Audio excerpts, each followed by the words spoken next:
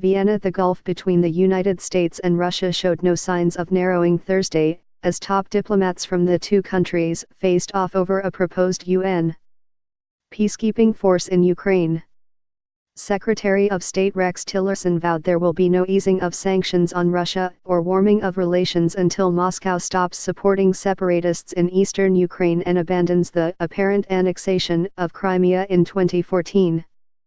We can have differences in other areas, but when one country invades another, that is a difference that is hard to look past or to reconcile, Tillerson told reporters at the Organization for Security and Cooperation in Europe, OSCE, a group created during the Cold War to encourage dialogue between East and West.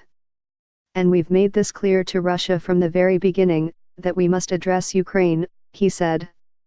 It stands as the single most difficult obstacle to us renormalizing a relationship with Russia, which we badly would like to do.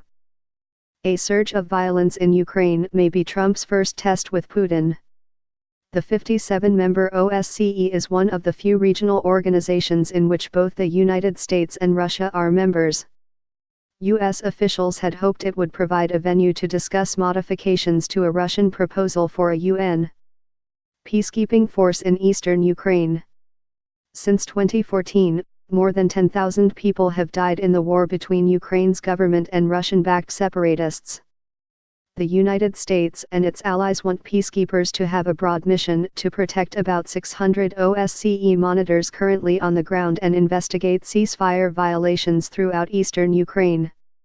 They worry that a more limited mission of just protecting the monitors, as Russia has proposed, would effectively lock in territorial gains by the Russian-speaking separatists, who want to break away from Ukraine. But Russian Foreign Minister Sergei Lavrov, in a long and grievance-filled speech to the OSCE, said an expanded mandate would be akin to an occupation. It is deeply troubling to try to wrap up the substantive consideration of the Russian draft Security Council resolution on the establishment of a UN mission to promote and protect the observers in strict accordance with their mandate, Lavrov said. In return, ideas are proposed that are equivalent to the introduction of an occupation administration in the Donbass to bury the measures approved by the Security Council and resolve the issue by force. He referred to the Donetsk Basin region of eastern Ukraine. Putin's Ukraine proposal seen as another trap for Trump.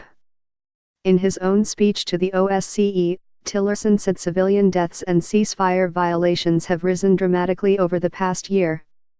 He noted that an American OSCE paramedic working with an observer group was killed in a landmine explosion in April. His words about Russia were unstinting. We should be clear about the source of this violence, Tillerson said.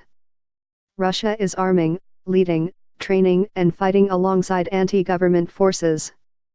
We call on Russia and its proxies to end the harassment, intimidation and its attacks on the OSCE Special Monitoring Mission, he added. Tillerson said the United States is focusing its diplomatic efforts on eastern Ukraine because that's where civilians are dying.